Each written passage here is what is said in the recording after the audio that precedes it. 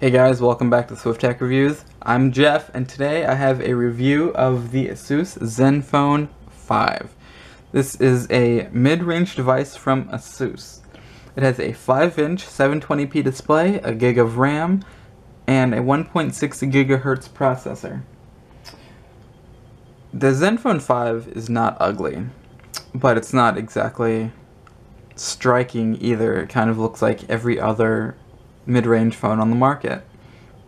But that doesn't mean it's terrible. It has a 5-inch display. It is 720p resolution, but it's very bright, it's vivid, it's very nice looking. So let's go over the hardware. On the top, you have the headphone jack and microphone. On the right side, you have the power button and volume rocker. On the bottom, you have the micro USB port and another microphone. On the back, you have the 8 megapixel camera and LED flash. Down here is the speaker. ASUS went a little tricky with this. They were very sneaky. This whole grill at the bottom is not the speaker. Over here, it's just extra grill for no reason. The speaker is actually only on the right side, on the left side, I'm sorry, right down here. The battery cover is removable.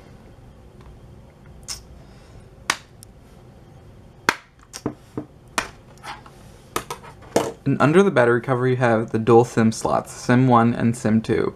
Both are micro SIMs. The battery is not removable, but it's a...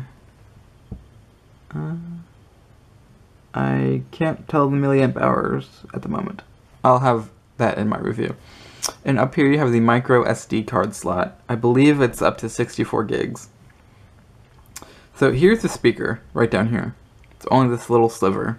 It's not the whole grill down there. Sneaky. The display, it's really good, as I said. It is 720p, but it's very bright and accurate. I really enjoyed using this phone. Below the display are 3 capacitive buttons for back, home, and recent, or multitasking. The one gripe that I have about the capacitive buttons are that they are not backlit. So at nighttime, these don't light up at all. And another dual SIM phone I was testing, the Blue Life 8, same specs essentially, but it has backlit keys for the same price. I'm not saying that backlit should cost more, but at the same time, I'm not sure why ASUS did not go with backlit keys. I've never seen that on an Android phone. I have it on Windows phones, but never on an Android phone. So that's just one thing that you should keep in mind, that these buttons are not lit. Software-wise, the phone is running a lightly skinned version of Android 4.3. I'll take you into settings. Android 4.3. It's running Zen UI, which is one of the fastest skins I have ever used. There aren't many features to it, but it's fast, it's very responsive. It's the most responsive skin I've ever used. And I have the new HTC One and Sense 6, and that says a lot, especially from a phone with such low specs compared to the new HTC One. I've never experienced lag or anything like that. I'm pretty impressed with this phone so far. Gaming, I downloaded Need for Speed Most Wanted just to see what it was like on here, and it was actually really good. I'll have a demo of that in just a second.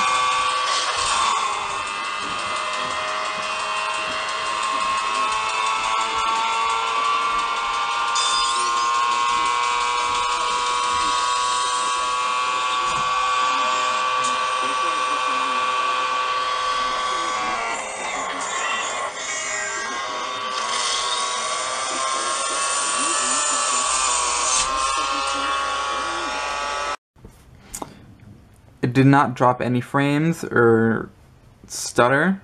I was pleasantly surprised by the way this handled Need for Speed. So that only says that it should be able to handle some more process-intensive games. Now the camera. I was a little disappointed in the camera.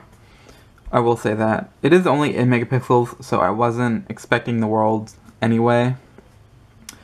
But I'll have some sample shots in my written review that you can go ahead and check out on my blog, as well as a video. Video playback was really nice. I'll go ahead and pull up a video that I shot earlier.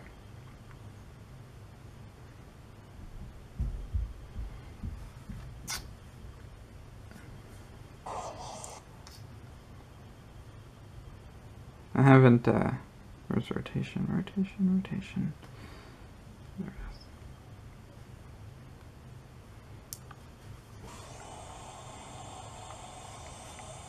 Captured the video very, very well. I didn't notice any lag, stutters, or dropped frames.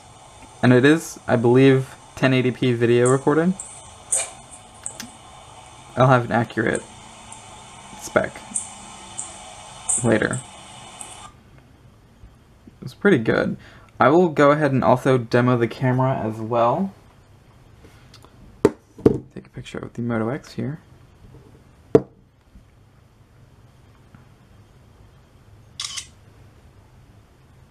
It does have a little trouble focusing sometimes, but it does focus fairly quickly. Doesn't always look all that great. I will also include sample photos in my written review. Battery, I was pretty impressed with the Zenfone 5 battery. Using it all day, about 2.5 hours of on-screen time, I was at maybe 20%, which says a lot because I use my phone quite a bit during the week, especially while I'm working. And this phone was able to last, and that's really impressive. I'm really hard on my phones sometimes. I will give it up to ASUS for that. All in all, the ASUS Zenfone 5 is a great mid-range phone, and for all $199, it's hard to beat exactly what this phone produces. So I will give it that, definitely. It has a lot to offer in terms of quality. The build quality is nice, it feels nice in the hand. The screen is bright, vivid, responsive, and colors are pretty accurate.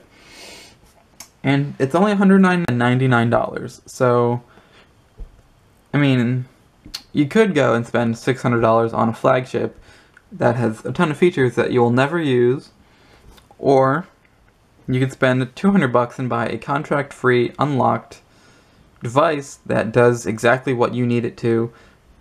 So, it may not be the best looking device on the planet, but it does what it does, and it does it very well.